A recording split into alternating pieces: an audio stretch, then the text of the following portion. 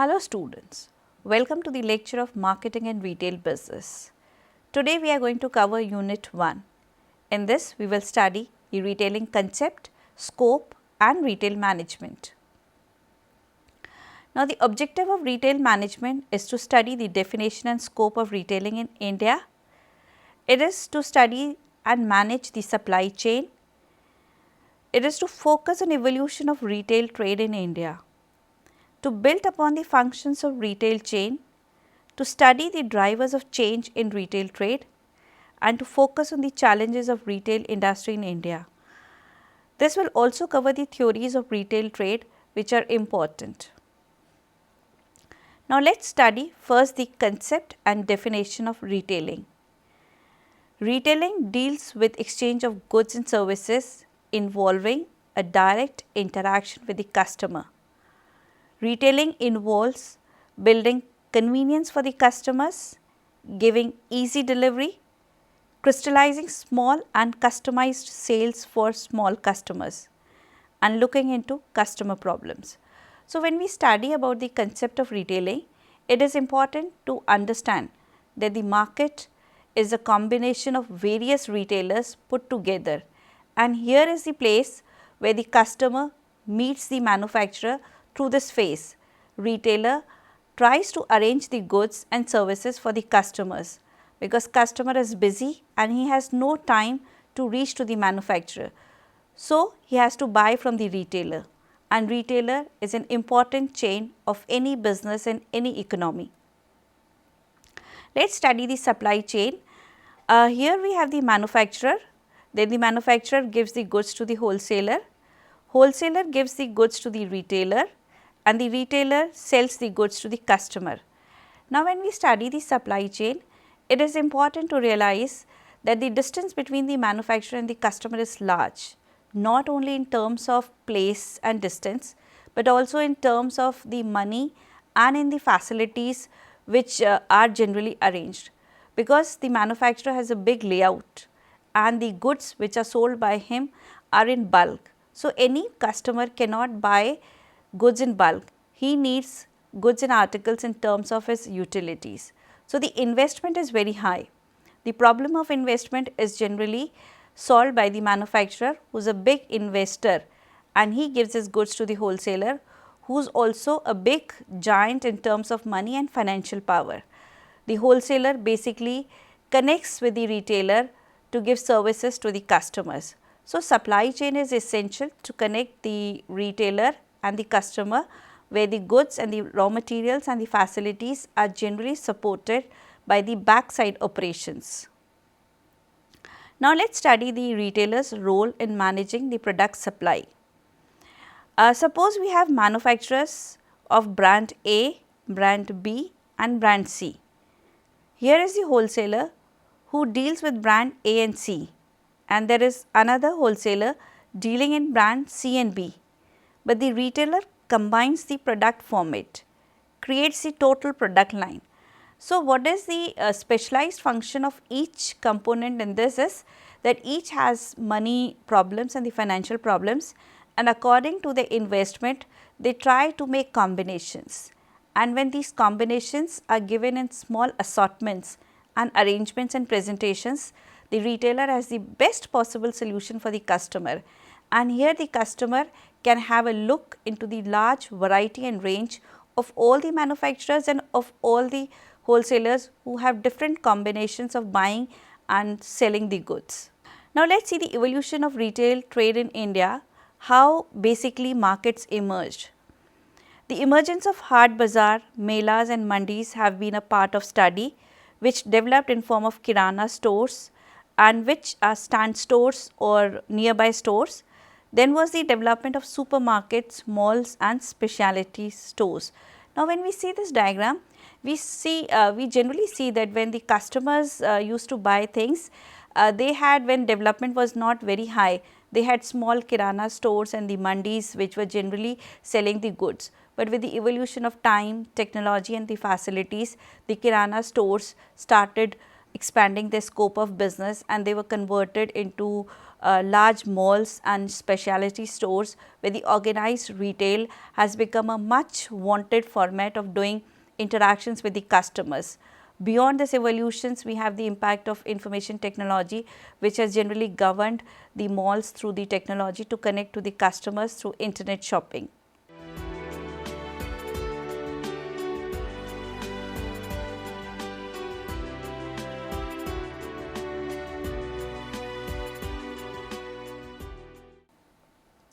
Now, retail management is basically a focus on building efficient layout, keeping record of all products. This is to assign codes and arrange, keep cleanliness and assign proper duties, and employ trained people. Now, when we study retail management, this is basically a function which is vast, and we need to study the professional aspects, that how the retail store is managed. It is not only buying goods from the manufacturers or managing the supply chain, but it is the promotion of all the assortments and arranging the varieties, making the product lines complete. Having trained people is to make customers aware, give information to the customers, and make customers give the demo so that they can learn to use the products. The functions of retailing is basically deciding on the supply of the final product. It is to build the time utility and creating ownership. Now, let us see the supply of final product. Final product is to provide all materials to the customers, give a full package of finished products. What is building time utility? Is to keep the store open in shopping time, is to create facilities at odd hours also. What is creating ownership is to customers can finally possess the product by easy exchange. It creates all the documents for warranty and billing.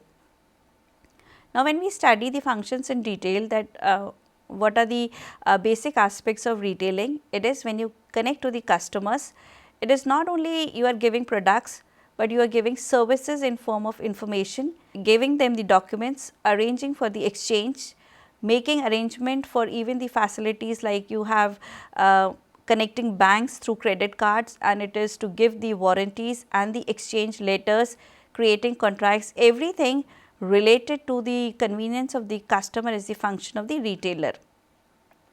The function also relates to break the bulk, it is to manage the inventory and to build the promotional support.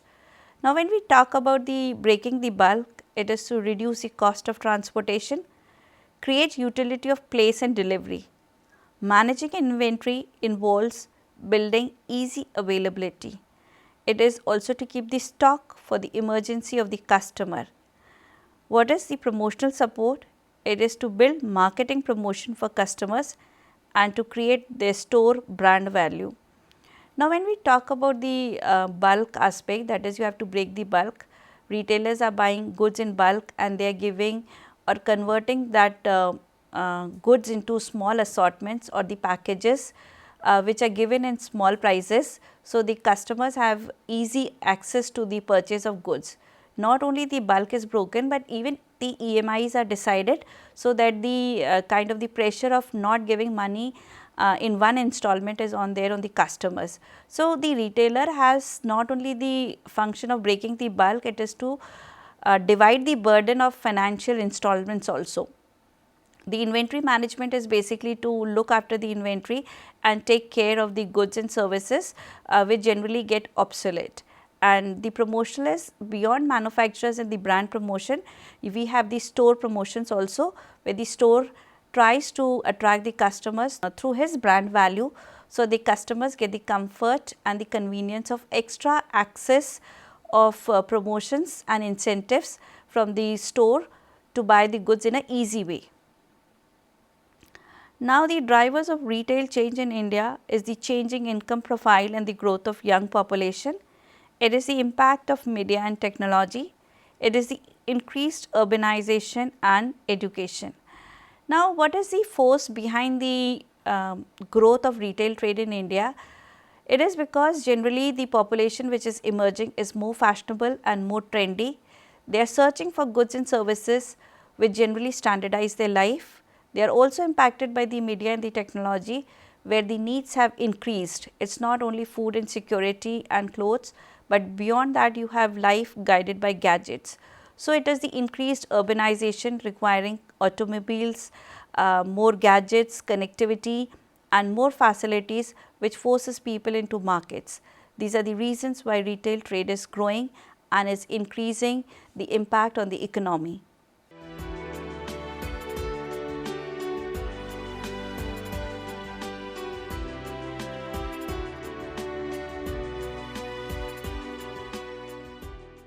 Now, let us study the challenges of retail trade in India.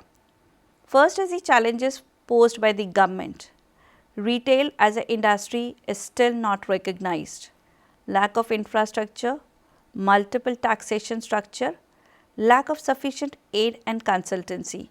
When we talk about the challenges, though the industry is growing and the demand is growing because the population is growing, but still the industry and the business is facing problems because it is not still organized and government has not given recognition where if the industry is recognized, you have incentives given by government in form of subsidies which is lacking. Even the infrastructure which is impacting the markets is creating a burden because everywhere you do not have connectivity and road access, you do not have proper storage facilities, we do not have plants related to cold storage where the goods from the agricultural grounds and farms and manufacturers can be stored and the customers can get the fresh fruits and vegetables. The retailers has burden of creating all facilities. The taxation of the government is very high at all levels. The multiple taxation is increasing the burden on the retailer where the prices are not justified.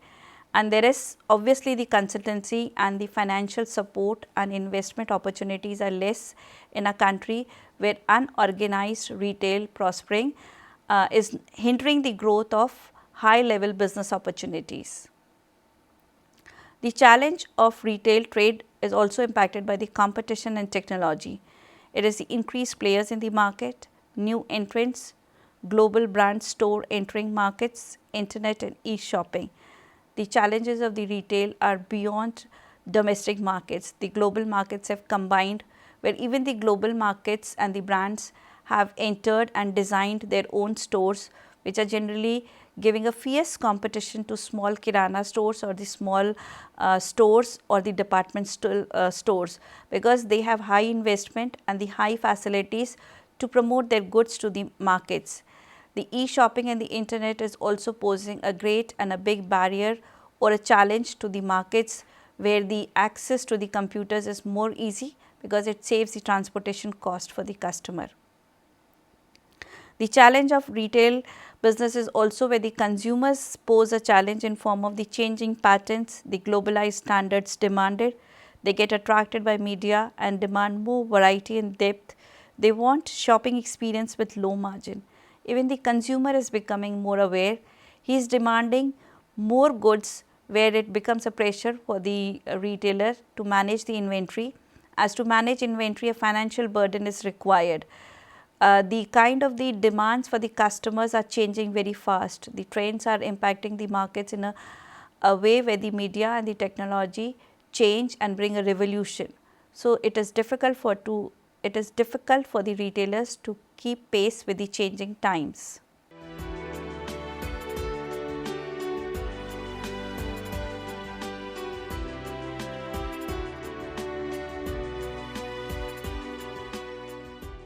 Now, let us study the theories of retailing.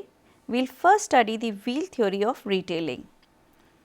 Now, the wheel theory of retailing was generally propounded by McNair in 1958. He has discussed that the entry phase is the low price and the low margin phase. Then is the trading phase, which is generally governed by development and specialization of goods. Then we have the innovation and growth, and then the vulnerable phase of new competition. Now, when we talk about the wheel of retailing, it is same as the kind of the life cycle of the retail. That is, life cycle is first is the introduction. Introduction is the entry point where you have the markets which are not impacted by many retailers. So, you have to not only develop your retail chain, but you have to develop the market. Market development requires development of facilities and infrastructure. After this development, we need to specialized facilities. When facilities are specialized, we need innovations and creativity. And when this comes and you are fully selling your goods in the market with creativity and profits, this is the time when the competition increases and the new entrants come into the markets. So, the wheel theory is that again the retailing chain will be impacted by new innovative growth, which will require new locations, new varieties and new formats to do business in the market. Then is the retail accordion theory. The retail accordion theory was propounded by Hollander in 1966. This says the retail starts as a general store with wide variety of goods. The second phase, it reduces variety to build deep assortment. And then as the maturity phase, it develops as a specialty store. Now, this theory basically says that when a retail store starts, it starts with general goods. But when customers come and buy goods from a kind of a locality, they have specialized needs. So, generally the retailer understands and try to build the assortment and the depth of those needs to collect products of those categories. And after that he understands the needs in a deeper way, he only tries to design the stores in a specialty way, because then the margins increase and it is easy to manage assortment. You generally cannot function with wide product lines because it is an increased burden of obsolescence and high investments where the profits reduce. Now, let us study the environmental theory. The environmental theory was propounded by Gist in 1958. The theory focuses on the innovation, technology and competition. It is the positive factors built for the growth of retail trade, the negative factors hinder the growth of negative trade, and the retailers who adjust to the changes can survive in the market. The environmental theory basically focuses on the impact of external forces and the trends impacting the retail business. The retail business is both impacted by the positive factors and the negative factors. If the positive factors promote the business, the negative factors hinder the growth of trade. The retailers can only survive in the market if they have the strategies to manage and adjust with the changes happening into the market. Now, let us study the melting pot theory. This was formulated by Thomas J. Maronek and Bruce Walker.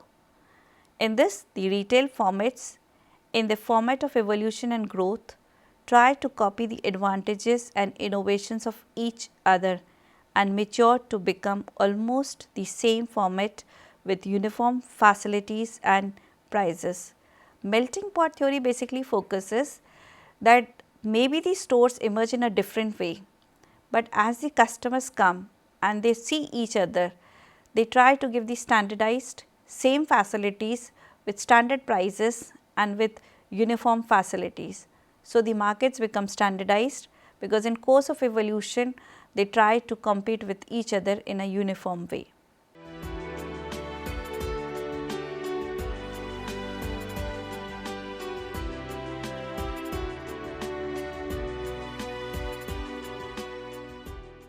Now, let us study the types of stores. First is the departmental store. The departmental store is governed by the impact of high margin, low turnover, high price and location in posh and plush facilities. Now, when we study this departmental store, it is a big and a huge organized concept of retailing. Here you have margins are very high, but obviously the turnover will be less because it is the only rich customers can come to you and buy goods in a price which is not affordable by the budget class. Then we have stores.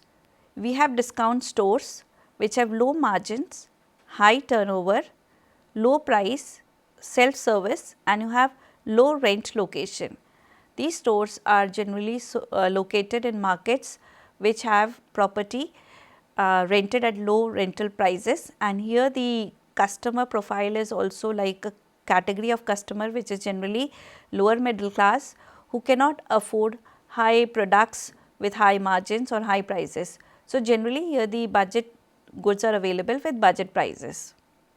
Now is the discount departmental store. This store is basically impacted by the average margin, average turnover, modest price and suburb location. We have new formats of businesses emerging in retail industry. Discounter departmental stores are generally located in suburban areas with average margins and average prices. Here any customer can go and buy affordable things at his reasonable price. Now retail business is generally impacted by the economic growth and economy. The economic growth of Indian economy is determined and reflected by the standard of living of people and the jobs created in the market. The wealth of the economy can be sustained by managing business and growth in an organized way to connect to the mass consumers for business and traders. See, when we talk about retail, it is a form of business and business impacts the economy.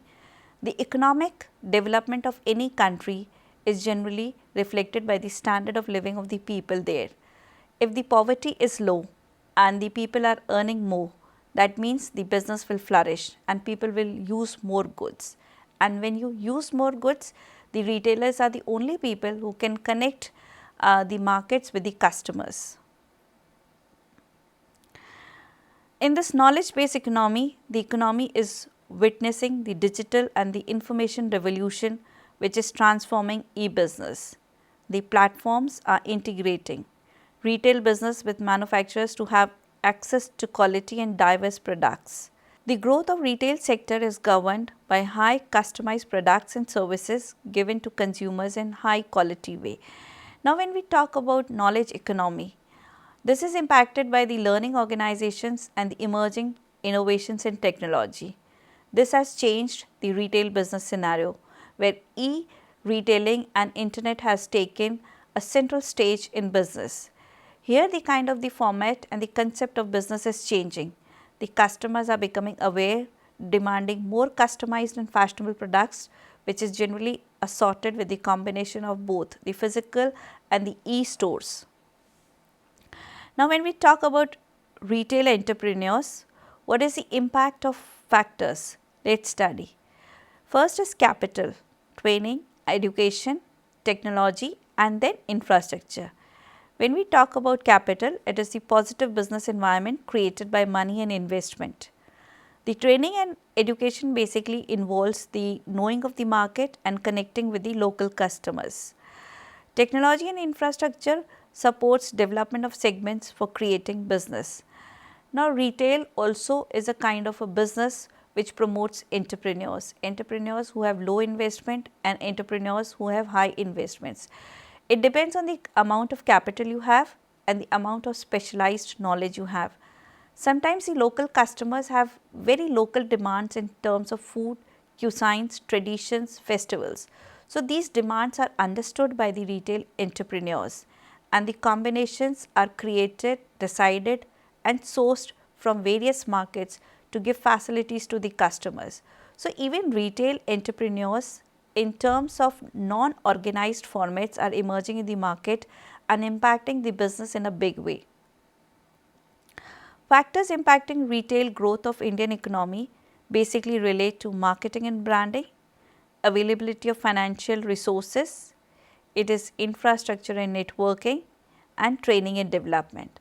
So retail business is impacted by multidimensional and diverse aspects of the growth and innovation which impacts the branding and the building of the industry. The organized and innovative retail segment is the result of management assistance plus management and marketing management to give organized and innovative retailing. So here we have management assistance plus marketing management to give us innovative retailing. Now let us study the contribution of taxes for the economic development through retail sector. The retail industry is a growth oriented sector with the impact on the various components of distribution channel. The taxes added at levels are carried to final product which is placed in the retail, adding to the national wealth. The most prevalent taxes which are paid by the retailer is VAT. So it is not only that the consumers are benefited, but the government and the economy is also benefited because you have the addition of wealth and the financial aspects related to VAT tax.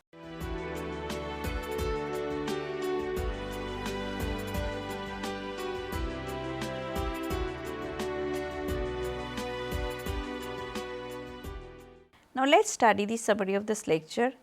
In this, we have covered the concept, the definition, the challenges and the factors impacting the retail business in India. We have also seen how retail contributes to the economic development and to the taxation. It is important for any economy to grow in a positive way, because if customers are satisfied, the manufacturers have opportunities grow. The retail industry basically reflects the face of manufacturing in any country. Thank you, students.